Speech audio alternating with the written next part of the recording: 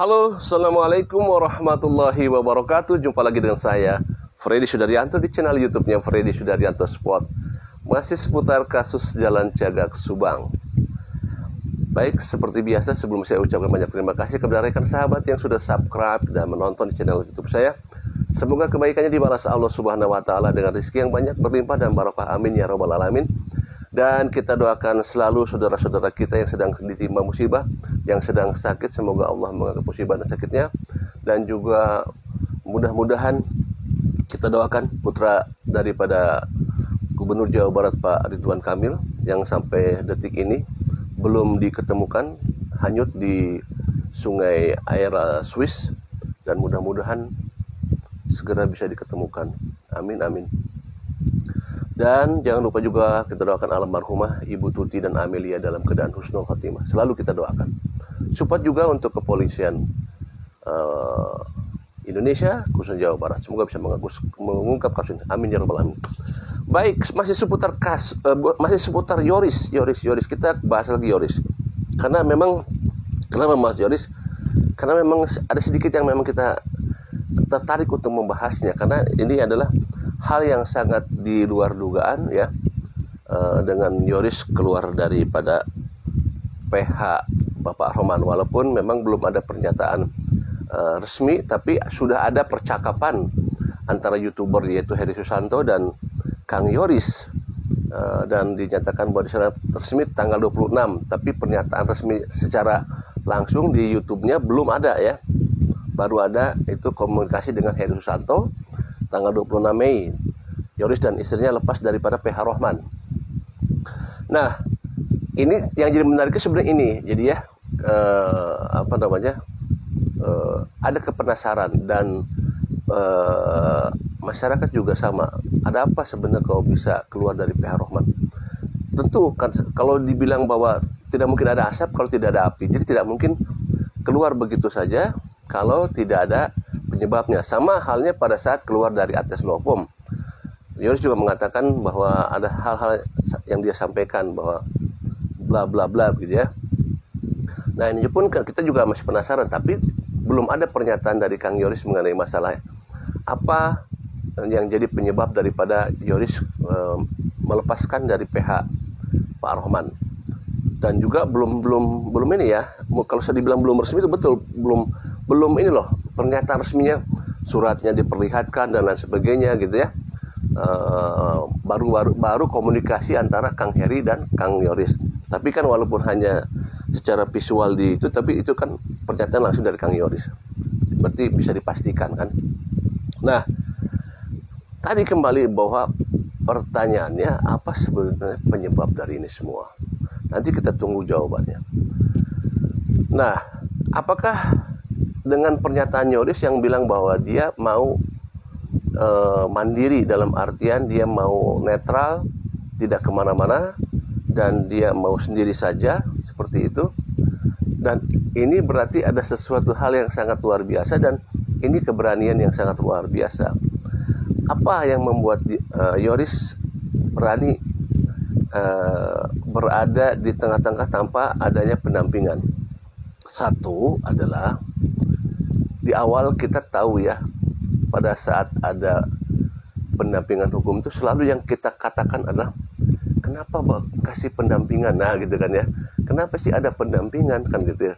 Biasanya kan kalau pendampingan itu berhubungannya biasanya ya ada hal-hal yang memang tersudutkan, ada hal-hal yang merasa yang tidak bisa dijawab dengan sendiri, maka biasanya butuh pendampingan. Nah, apakah dengan Yoris melepaskan diri dari PH Pak Rohman, apakah ini akan membawakan angin segar, memberikan info-info yang sifatnya ke arah pencerahan? Tentunya ini akan kita ketahui ada dari Yoris langsung. Tapi bagaimana cara mencari tahunya? Ya, tentunya kita berharap ya adanya informasi yang bisa sampai dari Kang Yoris, hal-hal yang sangat krusial. Ya mudah-mudahan saja. Ya sekarang kalau saya lihat di fotonya salah satu YouTuber, pertama adalah wawancara Kang Heri Susanto walaupun via WhatsApp ya, percakapan di WhatsApp antara Yoris dan Kang Heri Susanto, YouTuber. Juga ada di komunitasnya Kang Heri, itu ada fotonya Kang Heri berjumpa dengan Kang Yoris langsung, berarti Kang Heri sudah bertemu langsung dengan Kang Yoris ya. Di komunitasnya ada fotonya Kang Heri ya.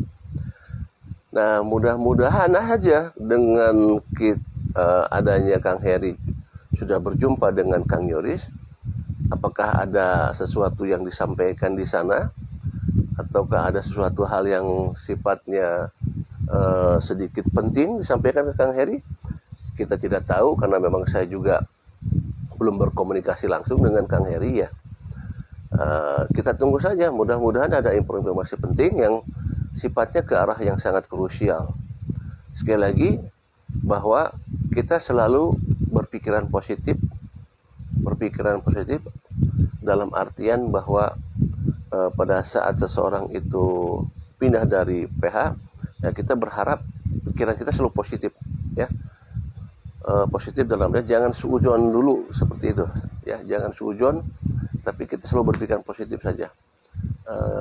Diambil setiap baik-baiknya saja seperti itu.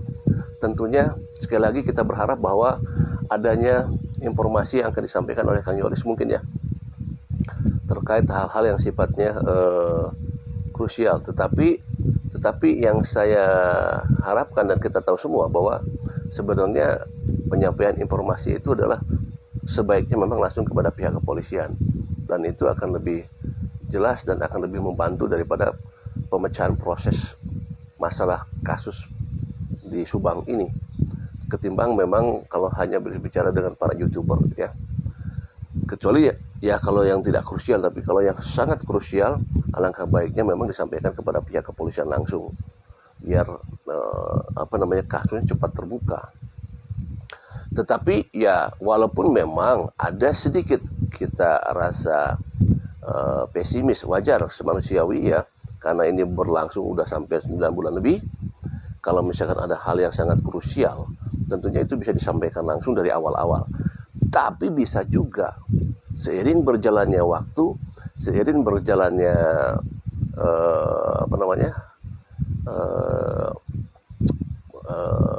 segala yang berbentuk dengan operasional, siapa tahu pada saat bersering itu muncul hal-hal yang aneh, muncul hal-hal yang tidak terduga ya. Ada pergerakan-pergerakan, ada pembicaraan-pembicaraan yang sifatnya di luar pemikiran dari Kang Yoris. Katakanlah kalau misalkan Kang Yoris bilang awalnya baik-baik saja, tiba-tiba seperjalanan kok bisa berubah, bisa saja seperti itu ya. Seiring berjalannya waktu, awal-awalnya baik-baik saja, dengan adanya sesuatu adanya perubahan, adanya karakter-karakter yang berubah, adanya karakter-karakter sifat pergerakan daripada seseorang yang coba membuat Kang Yoris menjadi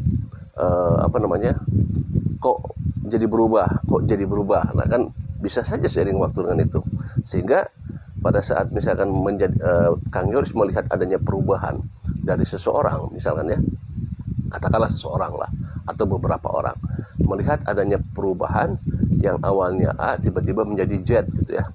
Nah itu kan adanya suatu perubahan itu akan memberikan suatu pemikiran terhadap Kang Yoris, sehingga Kang Yoris coba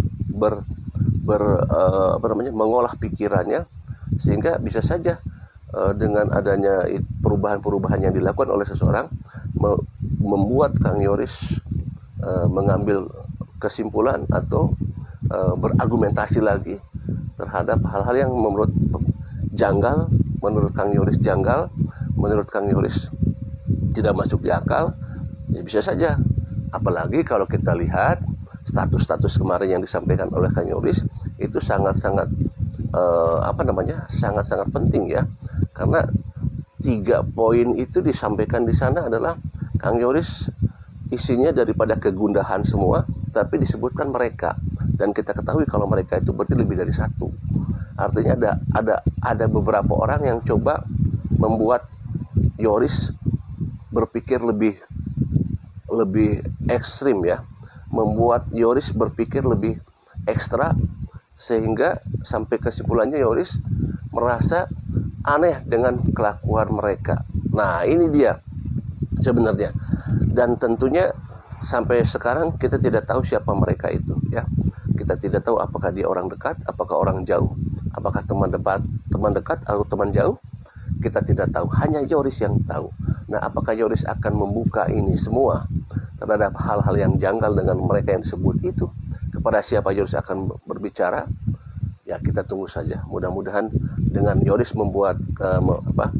mengambil keputusan, berani mengambil keputusan, dan akan ada di tengah, tidak akan kemana-mana, maka ini adalah hal yang sangat kita tunggu. Mudah-mudahan keberanian Yoris juga sama dengan akan keberanian membuka kasus ini dan memberikan informasi-informasi yang sangat krusial dan sangat penting. Kita tunggu saja, mudah-mudahan. Dan kita selalu support dan kita doakan terus. Mudah-mudahan kasus ini bisa terungkap. Mudah-mudahan kasus ini bisa terungkap, karena dengan kita terus mengawal dan kita terus memberikan doa, kita yakin bahwa suatu saat akan ada campur tangan Tuhan. Assalamualaikum warahmatullahi wabarakatuh.